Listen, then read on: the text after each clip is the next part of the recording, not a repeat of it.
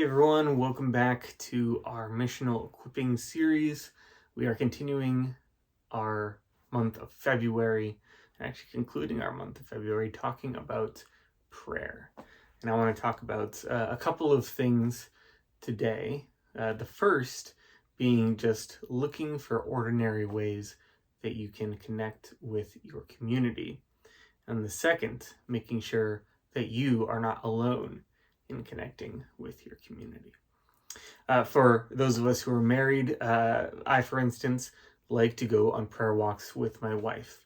And when we engage with our missional communities, my wife and I are engaging and hosting in our home together. And that sends a couple of really positive messages to the people in our missional communities, aka our friend groups. It's not like it's some sort of formal thing that we're getting together with our missional community. We're really just hanging out with friends. But in the things that we're talking about with discipleship pathway, it's helpful to use that terminology, missional community, because we're having an intention behind things. Together, we've agreed, we've been praying for these people. We have been engaging with them and wanting to be a part of their lives. And there's an intentionality behind it that what we call in the church a missional community, but what we would call it with our friends is just hanging out with our friends. The reason it's so important that I bring up this topic is because my wife and I are building each other up as we are looking to go reach our friends with the gospel, and even before the gospel, with the love of Jesus. And so it's really important when we are engaging with these people in our communities that we have someone with us who can build us up and encourage us and help keep us on the right path. It's about accountability, and it's also about encouragement. And so when I get frustrated, I can go to my wife and get some encouragement. Or when I'm feeling down and frustrated, I know that she can keep me accountable for staying on track and remind me of all of the victories that we've had along the way. And Jesus did the same thing. When he sent out his 70-ish disciples, he sent them out 2 by 2, go out to these different towns. If you're welcomed and you find people of peace, great, awesome. If you don't, then don't even keep the dirt from that city on your feet. Like, shake off your sandals and move on.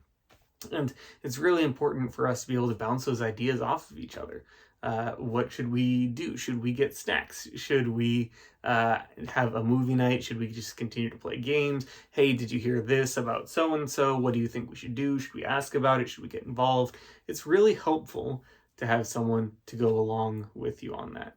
And that leads me to my second thing is just making things ordinary. Like I said, it's not some big thing that we're asking you to do.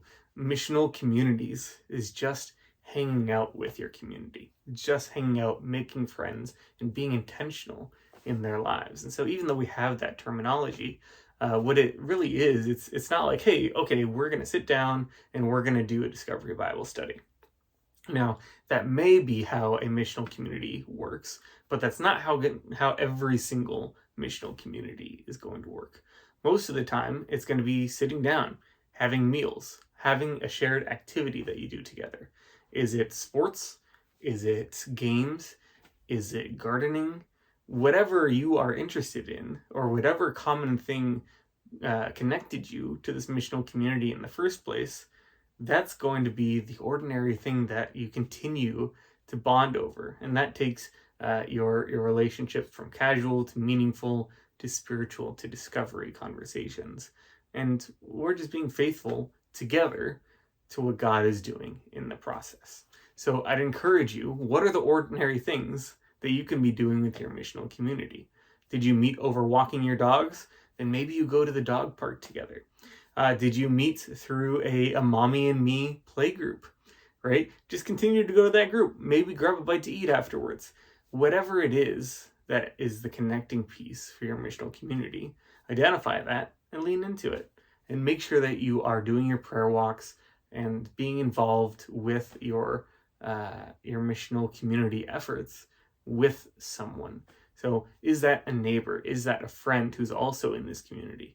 Is it someone from the church who has a similar interest that you have, and you can start a new missional community. Whatever it is, we would love to hear from you. And if you need help finding a partner, we would love to connect you. So until next week, this has been our missional equipping series on prayer.